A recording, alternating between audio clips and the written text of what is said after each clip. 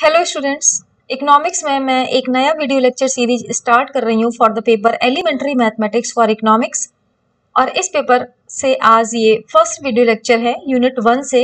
And today's topic is sets and set operations.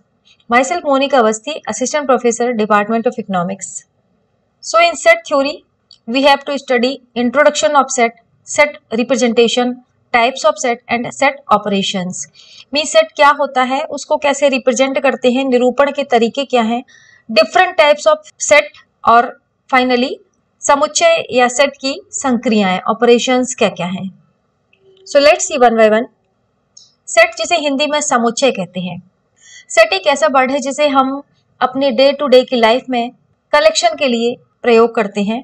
Maths में set concept यद्यपि बहुत नवीन नहीं है, बट सेट थ्योरी को जिस फॉर्म में आज मैथ्स में स्टडी किया जाता है, उसके founder German mathematician George Centaur को माना जाता है, जो 1845 से 1918 तक थे। तो अब हम देखेंगे what is set. A set is a collection of well defined distinct objects. वस्तुओं के सुपरिभाषित समूह को समुच्चय कहते हैं। मीन सेट एक ऐसा कलेक्शन है जिसमें जो ऑब्जेक्ट्स होते हैं वो वेल डिफाइंड होते हैं और डिस्टिंक्ट होते हैं। वेल डिफाइंड का मतलब है कि सेट में जो भी ऑब्जेक्ट्स इंक्लूडेड हैं वो ऑब्जेक्ट्स हर व्यक्ति के लिए इक्वल होने चाहिए, सेम होने चाहिए। मीन्स पर्सन टू पर्सन वो ऑब्जेक्ट्स सेम रहते हैं, अगर उस सेट के पार्ट रहते हैं तो वो वेल डिफाइंड सेट कहलाता है। और अगर पर्सन टू पर्सन सेट के ऑब्जेक्ट्स चेंज होते रहते हैं तो वो सेट वेल डिफाइंड नहीं होगा। दूसरा स्पेसिफिकेशन है डिस्टिंक्ट। डिस्टिंक्ट मीन्स होता है अलग अलग एलिमेंट, डिफरेंट एलिमेंट्स। मीन्स कोई भी एलिमेंट सेट में समान एक जैसा नहीं होना चाहिए। तो ये सेट की डेफिनेशन है कि सेट ऐसा कलेक्शन है जिसमें वेल डिफाइंड डिस्टिंक्ट ऑब्जेक्ट्स होते हैं। ऑब्जेक्ट्स कोई नंबर, नाम, वस्तु आदि हो सकते हैं। और जो ऑब्जेक्ट्स सेट में इंक्लूडेड हैं उनको एलिमेंट्स और मेंबर्स ऑफ अ सेट कहते हैं। और डिस्टिंक्ट का मतलब होता है कि no two elements of a set are identical. Means set में जो भी एलिमेंट्स हैं वो एक जैसे, आइडेंटिकल नहीं होने चाहिए, एक दूसरे की कॉपी नहीं होना चाहिए, सारे एलिमेंट सेट के डिफरेंट होना चाहिए। तो ऐसे कलेक्शन को सेट कहते हैं। ये यहाँ पर कुछ एग्जाम्पल्स हैं, इनके हेल्प से हम सेट को और बेहतर तरीके से समझ सकते हैं। Set of India's river name. Means अगर हमें इंडिया की नदियों का सेट बनाना हो तो ये एक वेल डिफाइंड सेट होगा, क्योंकि इस सेट में हम जो भी एलिमेंट लेंगे, मीन्स नदियों के नाम लेंगे, वो हर व्यक्ति के लिए सेम होंगे। मीन्स भारत में जो भी नदियां बह रही हैं उनके सबके नाम इस सेट के पार्ट होंगे। दूसरा सेट ऑफ नेचुरल नंबर्स। अगर हमें नेचुरल नंबर का सेट बनाना है तो नेचुरल नंबर भी हर व्यक्ति के लिए सेम होंगे, यानी कि person to person natural number change नहीं होंगे। Set of odd number less than 10, यानी कि 10 से कम ऑड नंबर्स का सेट। तो ये सेट होगा 1, 3, 5, 7 एंड 9। तो 10 से कम जो ऑड नंबर्स हैं वो ये हैं। और इस सेट में जो भी एलिमेंट्स होंगे वो हर व्यक्ति के लिए समान होंगे।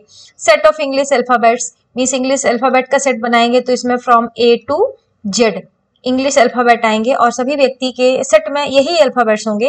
Players of Indian cricket team. अगर भारतीय क्रिकेट टीम के खिलाड़ियों का सेट बनाना हो तो प्रेजेंट में जो भी प्लेयर्स इंडियन क्रिकेट टीम के मेंबर हैं उन सब के नाम इस सेट में आएंगे। And set of student of a class. अगर किसी क्लास के स्टूडेंट का सेट बनाना हो तो वो भी एक वेल डिफाइंड सेट होगा, क्योंकि उस क्लास में जो भी स्टूडेंट होंगे वो सबके लिए सेम होंगे। मीन्स वही स्टूडेंट का नाम हर व्यक्ति के सेट में होंगे।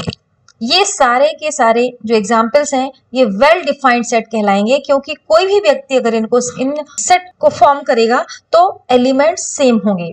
बट कुछ और एग्जाम्पल्स हैं, इसको देखते हैं।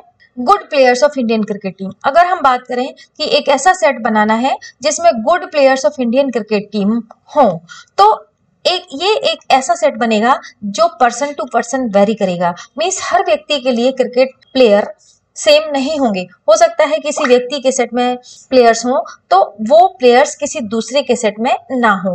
मीन्स हर व्यक्ति के सेट में कुछ अलग अलग प्लेयर्स हो सकते हैं, क्योंकि गुड की डेफिनेशन सबकी थोड़ा सा डिफरेंट हो सकती है। तो इसीलिए ये सेट वेल डिफाइंड नहीं है, तो इसको हम सेट नहीं मानेंगे। Brilliant student of a class, अगर किसी क्लास के ब्रिलियंट स्टूडेंट का सेट बनाना हो तो ये भी वेल डिफाइंड सेट नहीं है, क्योंकि ब्रिलियंट स्टूडेंट की कैटेगरी में अगर अलग अलग टीचर से पूछा जाए तो अलग अलग स्टूडेंट्स के नाम आएंगे, तो ये कलेक्शन भी सेट नहीं होगा। Beautiful flowers of red colour, अगर बात की जाए रेड कलर के सुंदर फूलों का सेट बनाना हो तो beautiful flowers of red colours के सेट में भी पर्सन टू पर्सन एलिमेंट या फ्लावर्स अलग हो सकते हैं।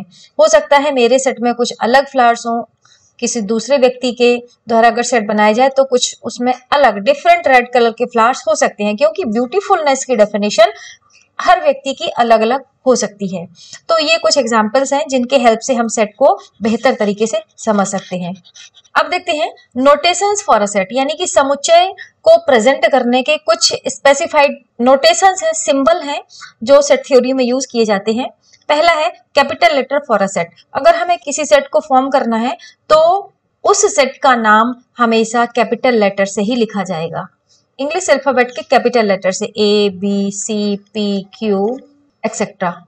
Small letter for its element, अगर सेट के अंदर एलिमेंट लिखना है तो उनको स्मॉल लेटर में रिप्रेजेंट करते हैं। Means set of vowels in English alphabet, तो इंग्लिश अल्फाबेट में जो वॉवेल्स हैं ए ई आई ओ यू, तो ये वॉवेल्स का सेट बनेगा, इसमें ये एलिमेंट होंगे लेकिन ये एलिमेंट्स स्मॉल लेटर में लिखे जाएंगे। तो सेट के जो एलिमेंट्स होते हैं वो हमेशा स्मॉल लेटर में लिखे जाते हैं। कर्ली ब्रैकेट, सेट के जो एलिमेंट हैं उनको इस तरह के ब्रैकेट के अंदर रिप्रेजेंट करते हैं और कॉमा लगा करके उनको सेपरेट कर देते हैं, तो ये कर्ली ब्रैकेट कहलाता है। और सेट के एलिमेंट्स, यानी कि कोई भी सेट फॉर्म करेंगे तो एलिमेंट्स को कर्ली ब्रैकेट के अंदर ही लिखना होता है। ये एक सिंबल है, ये कहलाता है एप्सिलॉन, ये ग्रीक सिंबल है और इसको एप्सिलॉन कहते हैं और इसका मतलब होता है बिलोंग्स टू। अगर किसी सेट को हमने फॉर्म किया और उसके अंदर जो एलिमेंट है वो उस सेट के पार्ट है तो हम उसको लिखेंगे कि particular element belongs to A. Means अगर हमने ये एक सेट फॉर्म किया, ये एलिमेंट्स हैं इसके, तो ए सेट ए का पार्ट है तो इसको लिखेंगे ए बिलोंग्स टू सेट ए।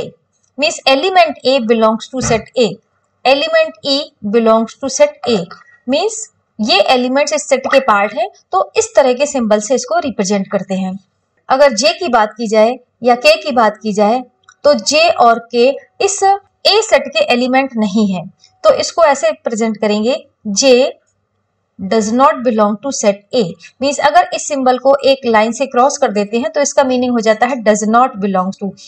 तो जब कोई एलिमेंट किसी सेट का पार्ट नहीं होता है तो उसको इस सिंबल के साथ रिप्रेजेंट करते हैं कि J does not belong to set A, means J set A का अवयव नहीं है। इसके बाद ये एक सिंबल है उल्टा ए, इस सिंबल को फॉर ऑल के लिए यूज करते हैं जब भी हमें किसी ऑपरेशन को या किसी एप्लीकेशन को सभी के ऊपर अप्लाई करना होता है तो इसके लिए हम इस तरह का सिंबल यूज करते हैं। अब देखते हैं सेट रिप्रेजेंटेशन फॉर्म, यानी कि समुच्चय का निरूपण कैसे करते हैं, कैसे सेट को फॉर्म करते हैं। तो इसके सिंपल 3 मेथड्स हैं। फर्स्ट है रोस्टर और टेबुलर फॉर्म, हिंदी में कहते हैं सारणीबद्ध रूप। दूसरा है विजुअल रिप्रेजेंटेशन फॉर्म, दृष्टि चित्रण form. And third one is set builder form और प्रॉपर्टी फॉर्म, मीन्स समुच्चय निर्माण रूप। तो जो पहला फॉर्म है रोस्टर और टेबुलर फॉर्म, इसके नाम से ही क्लियर होता है कि इसमें हम सारे एलिमेंट्स को 1 बाय 1 टेबल के फॉर्म में लिख देते हैं। Each distinct element is written in the set, means जब किसी सेट में हम सारे डिस्टिंक्ट एलिमेंट को एक एक करके लिख देते हैं एक बार, तो ऐसा सेट रोस्टर और टेबुलर फॉर्म रिप्रेजेंटेशन कहलाता है। मीन्स प्रत्येक अवयव को केवल एक ही बार लिखना। फॉर एग्जाम्पल, अगर हमें एक सेट बनाना है set of natural numbers less than 10, तो 10 से कम अगर नेचुरल नंबर का सेट बनाना है तो इसको ऐसे लिखेंगे n for natural number is a set of 1 2 3 4 5 6 7 8 9। ठीक है, तो हमने सभी एलिमेंट्स को यहाँ पर कॉमा से सेपरेट करते हुए एक एक करके लिख दिया, तो ये रोस्टर और टेबुलर फॉर्म कहलाता है। इसी तरीके से दूसरा, क्लास के फर्स्ट टॉप 5 रैंकर्स का सेट बनाना हो अगर, तो हम उस सेट को ए नाम दे देंगे और लिखेंगे मान लीजिए मोहित, अंजलि, सुनीता, वैष्णवी एंड नमन। अगर ये 5 स्टूडेंट्स टॉप 5 रैंकर्स हैं तो हम इसको इस तरीके से इनके पांचों के नाम यहाँ पर लिख करके सेट बना देंगे। तो ये रोस्टर और टेबुलर फॉर्म कहलाता है।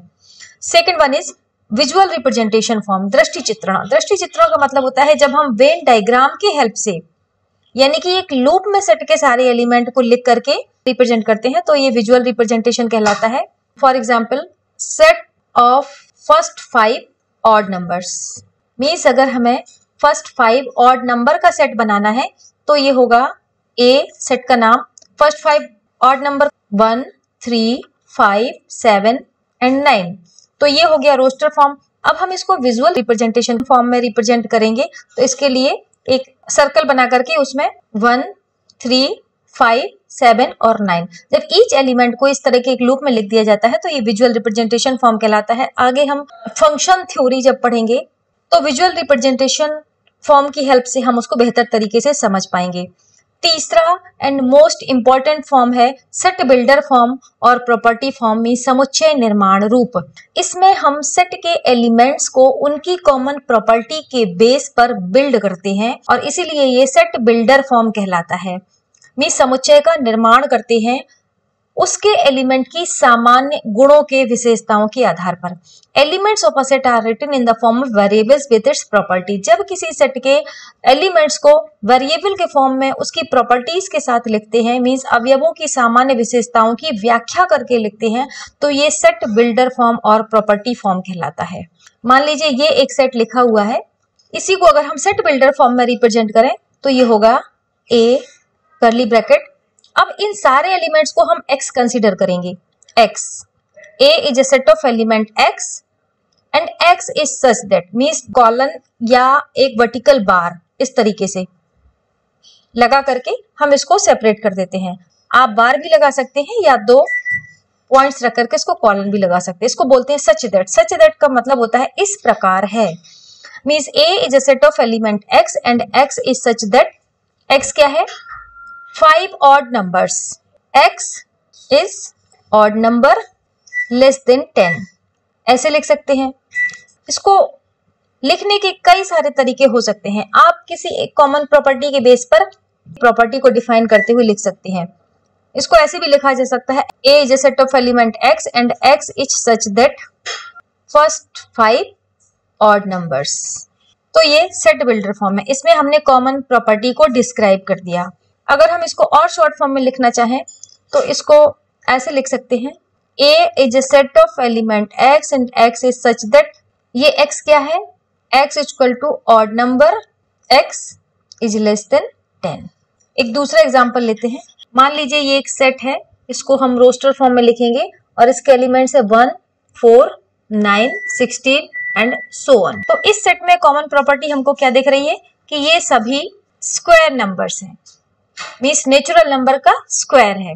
1 का स्क्वायर करने पर 1 होगा, 2 का स्क्वायर करने पर 4 होगा, 3 का स्क्वायर करने पर 9, 4 का स्क्वायर करने पर 16 एंड सो ऑन। तो ये नेचुरल नंबर का स्क्वायर है। इसको आप सेट बिल्डर फॉर्म में लिखेंगे A is a set of element x and x is such that x equal to n square, means x क्या है n का स्क्वायर है और n एक नेचुरल नंबर है, n belongs to n, means n ये नेचुरल नंबर के लिए सिंबल यूज करते हैं, तो n belongs to n।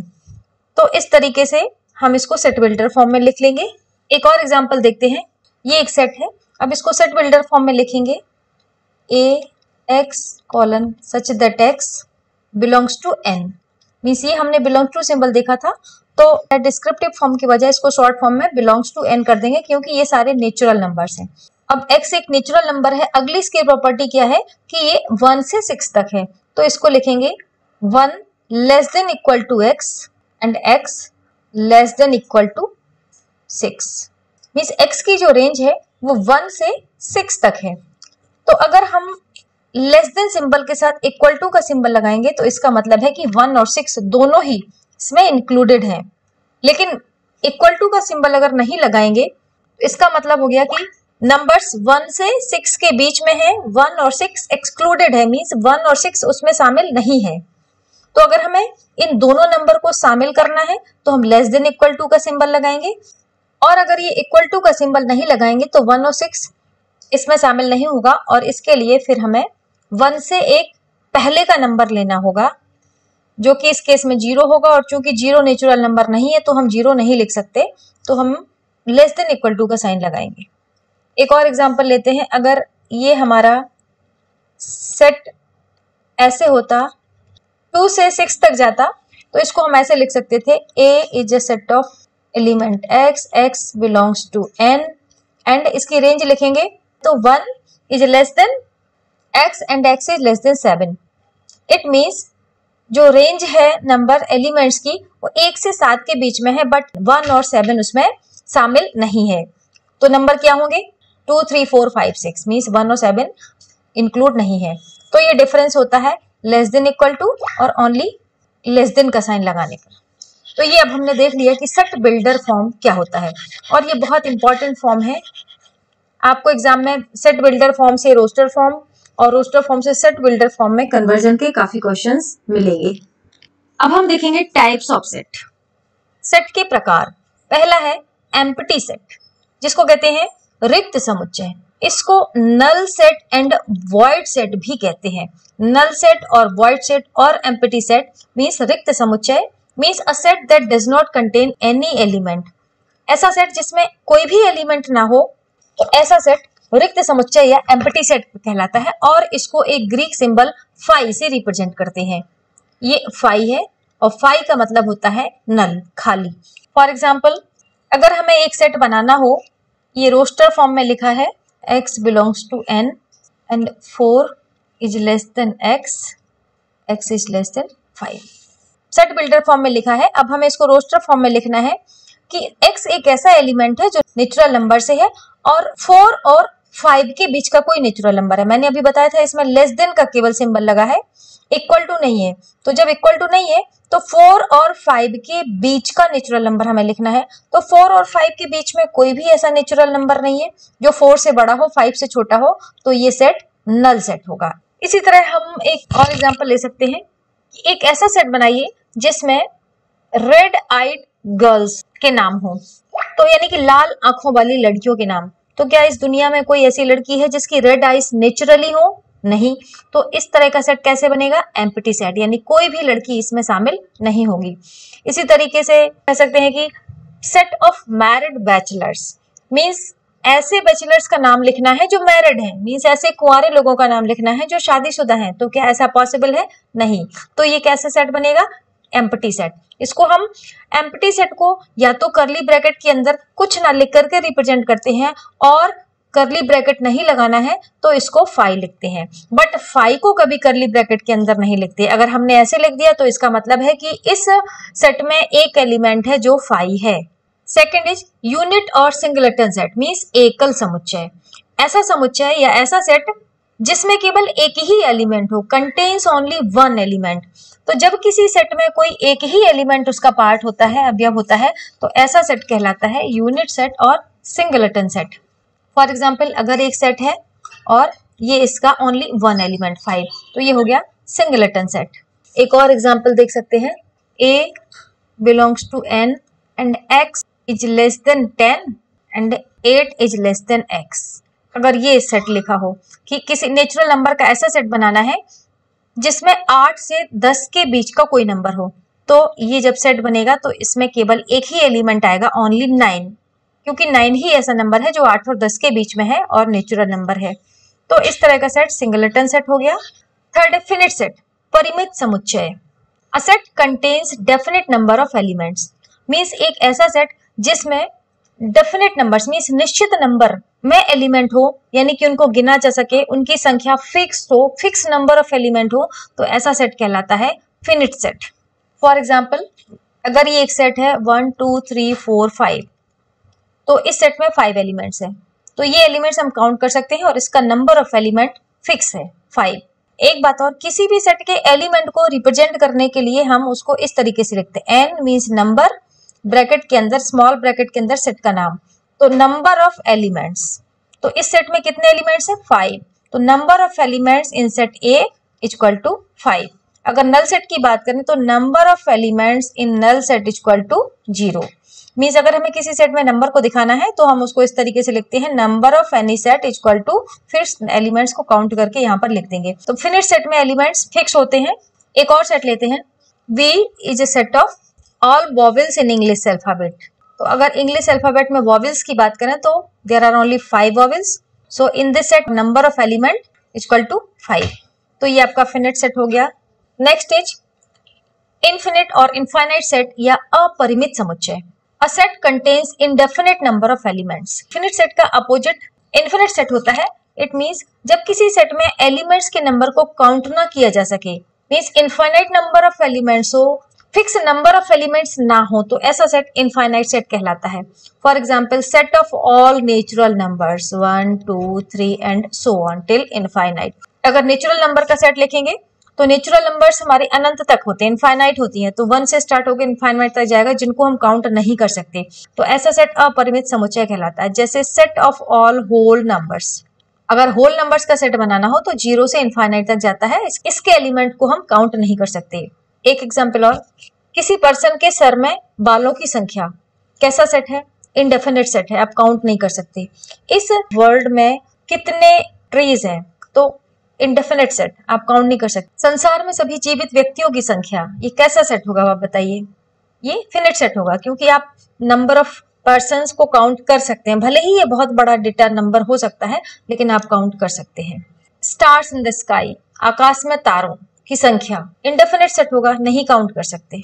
Next is equal set, means समान समुच्चय। Sets having same number of elements and the same elements known as equal set. जैसे कि इसके नाम से ही पता चल रहा है। देखिए मैथ्स में जो नोमेनक्लेचर होता है, मीन्स नाम जो रखा जाता है वो विशेषताओं के, प्रॉपर्टीज के बेस पे ही रखा जाता है, और उस नाम से ही हमें ये पता चल जाता है कि इसके अंदर के एलिमेंट्स क्या होंगे। तो दो सेट के केस में कंपैरिजन करते हैं, तो जब दोनों ही सेट में नंबर ऑफ एलिमेंट्स इक्वल हों तो ये कहलाता है इक्वल सेट। और नंबर ऑफ एलिमेंट्स सेम होने के साथ अगर एलिमेंट्स भी सेम हो, देखिए ये दो सेट लिखे हैं। फर्स्ट सेट में 1 2 3 4 एलिमेंट्स हैं, और सेकंड सेट बी सेट है, इसके element 4 3 2 1। It means number of elements set A में 4 है और number of elements in set B equal to 4, और दोनों ही सेट में जो एलिमेंट्स हैं वो भी सेम है, 1 2 3 4 दोनों ही सेट के एलिमेंट हैं। भले ही उनके ऑर्डर में थोड़ा सा डिफरेंस है, लेकिन सेट में जो ऑर्डर होता है वो इंपॉर्टेंट नहीं होता है, मींस एलिमेंट सेम होना चाहिए। तो जब किसी सेट में नंबर ऑफ एलिमेंट्स सेम हो और एलिमेंट्स इटसेल्फ भी सेम हो तो ऐसा सेट कहलाता है इक्वल सेट। एक दूसरा सेट लें, 3 7 9 2 B 3 7 9 2 1। तो इस सेट में number of elements 4 A set में, और बी सेट की अगर हम बात करें तो number of elements in set B equal to 5। तो ये सेट इक्वल सेट नहीं है, क्योंकि एलिमेंट्स भी सेम नहीं है और नंबर ऑफ एलिमेंट्स भी डिफरेंट है।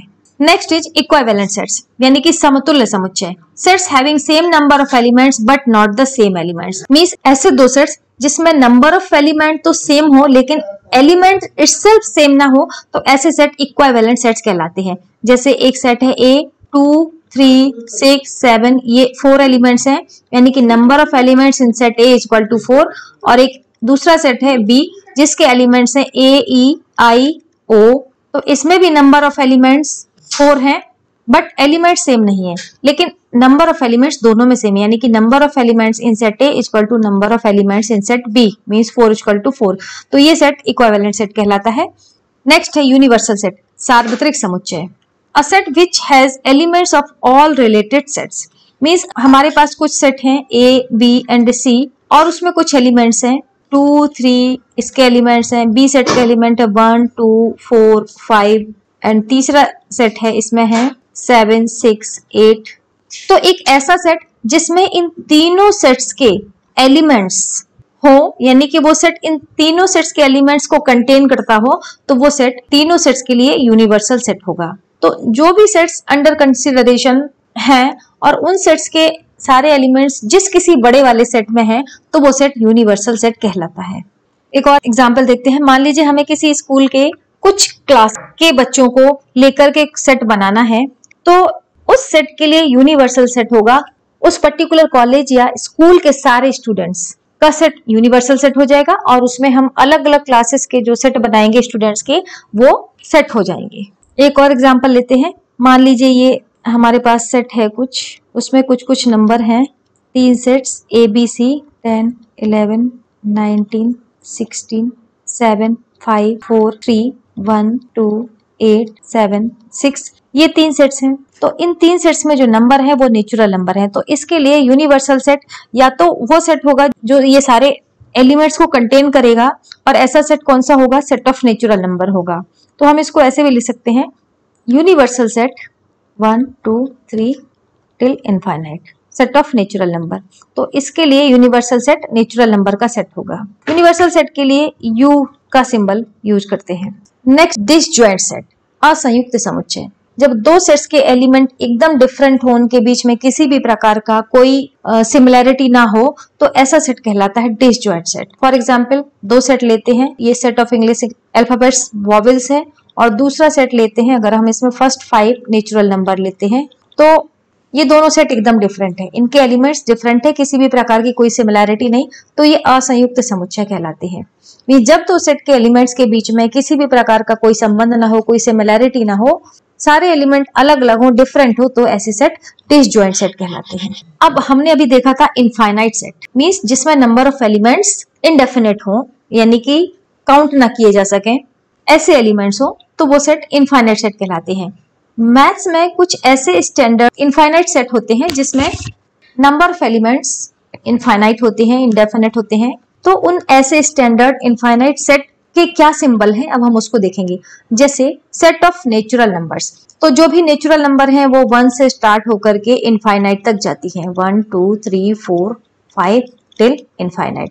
तो ऐसे नंबर के सेट को कहते हैं सेट ऑफ नेचुरल नंबर, और उसको रिप्रेजेंट करते हैं कैपिटल N से। तो हमेशा नेचुरल नंबर का सेट लिखेंगे तो उसको N से रिप्रेजेंट करेंगे। सेट ऑफ होल नंबर्स, अगर नेचुरल नंबर में 0 को शामिल कर दिया जाए तो ये बन जाते हैं होल नंबर्स, यानी कि 0 से लेकर के इनफाइनाइट तक के जो नंबर है वो होल नंबर कहलाते हैं, और होल नंबर को W से रिप्रेजेंट करते हैं। तो जब भी हमें होल नंबर के सेट को बनाना होगा या होल नंबर को रिप्रेजेंट करना होगा तो उसका सिंबल W है। थर्ड है सेट ऑफ इंटीजर्स, मींस पूर्णांक। नेचुरल नंबर को कहते हैं प्राकृत संख्याएं, होल नंबर्स को कहते हैं पूर्ण संख्याएं, और इंटीजर्स को कहते हैं पूर्णांक।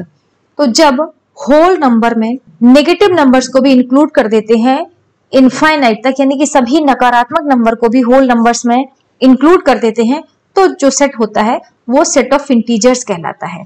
तो इंटीजर या पूर्णांक वो संख्याएं हैं जिसमें 0 के बाद इनफाइनाइट तक सारे पॉजिटिव नंबर्स, और 0 के पहले यानी कि 0 से कम सभी नेगेटिव नंबर्स को शामिल कर लेते हैं। बीच में 0 होगा, यहाँ पर 1 2 3 पॉजिटिव नंबर्स इनफाइनाइट तक, ये -1 -2 -3 टिल इनफाइनाइट।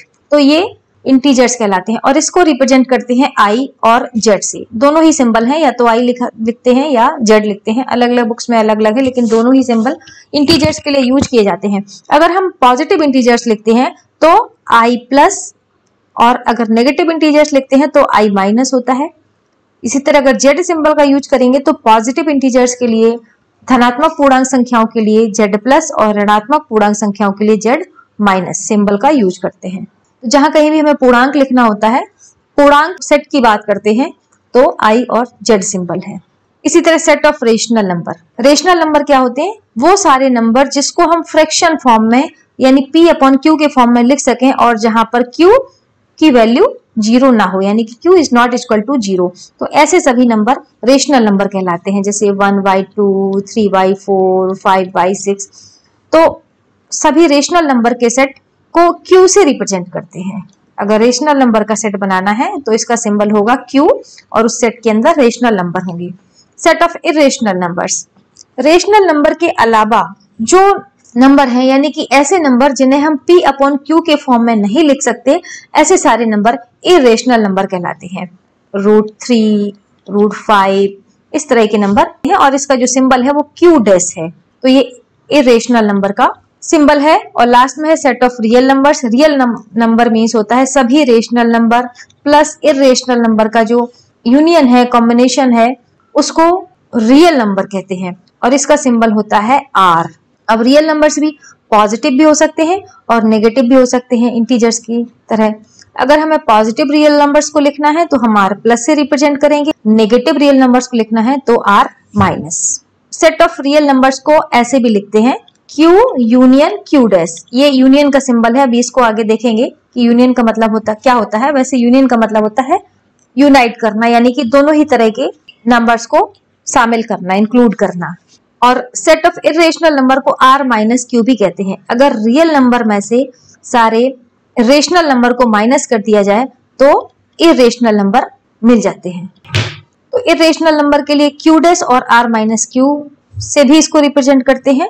और सेट ऑफ रियल नंबर होता है वो क्यू और क्यू डैश का यूनियन होता है और उसका सिंबल होता है आर। अब हम देखेंगे सबसेट्स, यानी कि parts of a set. All possible sets of a given set known as subsets. Means किसी भी दिए हुए सेट के एलिमेंट से कितने और नए सेट्स बनाए जा सकते हैं, वो सारे सेट उस सेट के सबसेट कहलाते हैं। फॉर एग्जाम्पल एक ये सेट है ए, इसके एलिमेंट्स 1 2 3 4।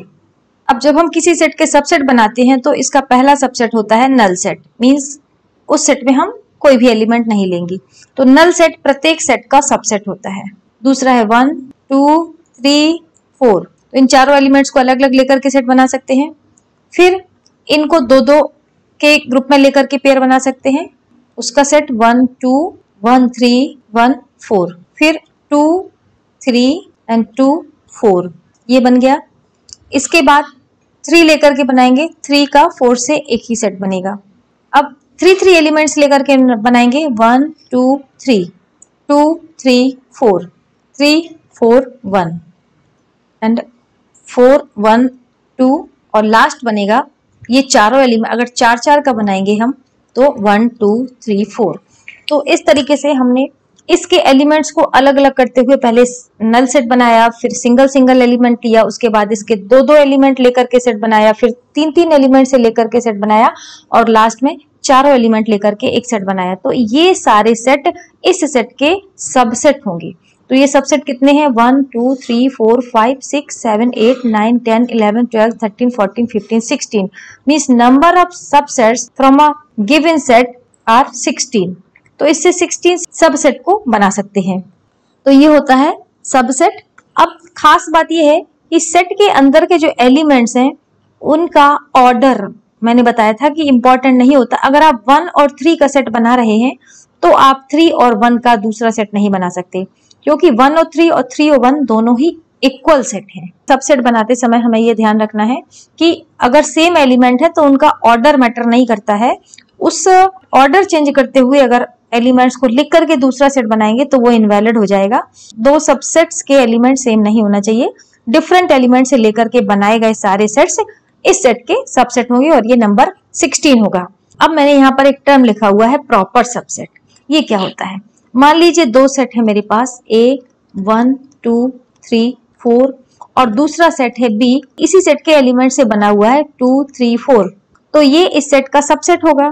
तो इसको रिप्रेजेंट करने के लिए सेट्स में सिंबल है ये, और इन दोनों सेट्स में जो छोटा वाला सेट होता है, जो सबसेट होता है, उसको आगे लिखते हैं और जो बड़ा सेट होता है जिसका सबसेट होता है उसको पीछे लिखते हैं। Means B is a subset of A। Means B एक ऐसा सेट है जो सेट A का उपसमुच्चय है, यानी B के सारे एलिमेंट्स A में हैं या A के एलिमेंट से ही B बना हुआ है, तो इसको कहते हैं सबसेट, प्रॉपर सबसेट। मीन्स जब दो सेट ऐसे हो जिसमें एक छोटा सेट हो और एक बड़ा वाला सेट हो, यानी कि B में छोटे सेट में एलिमेंट्स एक से कम हो, तो ऐसा सेट कहलाता है प्रॉपर सबसेट। अगर B और A दोनों ही सेट्स में नंबर ऑफ एलिमेंट बराबर हैं, समान है, जैसे अभी हमने इसके सारे 16 सबसेट्स को लिखा था तो उसमें फाइनल एक सबसेट उसका 1 2 3 4 भी था। तो अगर हम इस तरह के सेट लेते हैं जिसमें दोनों सेट्स में नंबर ऑफ एलिमेंट्स इक्वल हो तो वो प्रॉपर सबसेट नहीं कहलाता, इम्प्रॉपर सबसेट हो जाता है, और उसको हम रिप्रेजेंट करते हैं B सबसेट A और इक्वल टू का साइन लगाते हैं। इट मींस B में जो एलिमेंट्स हैं वो A से कम भी हो सकते हैं और बराबर भी हो सकते हैं, यानी कि बी ए का प्रॉपर सबसेट नहीं है। जब किसी सबसेट में एलिमेंट्स सेट की तुलना में कम होते हैं तो वो प्रॉपर सबसेट कहलाता है। और अगर सबसेट और सेट दोनों में ही नंबर ऑफ एलिमेंट्स बराबर हो सकते हैं और कम भी हो सकते हैं सबसेट में, मींस बी में एलिमेंट ए के बराबर भी हो सकते हैं और कम भी हो सकते हैं, तो इस तरह का सिंबल, सबसेट का सिंबल यूज करते हैं। आप कोई भी सिंबल यूज कर सकते हैं, प्रॉपर के लिए ये वाला और इम्प्रॉपर के लिए ये वाला। इसका मतलब मैंने बताया, आप फिर से समझ लीजिए कि अगर बी में कम है एलिमेंट्स ए से तो ये वाला सिंबल आएगा और ये प्रॉपर सबसेट का सिंबल होगा। अगर बी में एलिमेंट्स बराबर भी है और कम भी हो सकते हैं तो ये वाला इक्वल टू का साइन भी इसमें हम लगा देते हैं। तो ये हो गया सबसेट। अब हमने अभी जो स्टैंडर्ड, इंडेफिनिट या इनफाइनाइट सेट्स देखे थे उसको एक बार सबसेट के पॉइंट ऑफ व्यू से भी देखते हैं। प्राकृतिक संख्या, जो नेचुरल नंबर्स है वो 1 2 3 से स्टार्ट होते हैं और जो सेट ऑफ होल नंबर्स है वो 0 1 2 3। नेचुरल नंबर में जब 0 को इंक्लूड कर देते हैं तो होल नंबर बन जाता है। तो इसका मतलब है कि ये वाला सेट छोटा सेट होगा होल नंबर्स की तुलना में। होल नंबर्स में एलिमेंट्स ज्यादा होंगे तो हम लिख सकते हैं n is a subset of w। अब बात करें इंटीजर्स की, तो इंटीजर्स अगर होल नंबर्स में नेगेटिव नंबर्स को इंक्लूड कर दें तो पूर्णांक संख्याएं बन जाती हैं।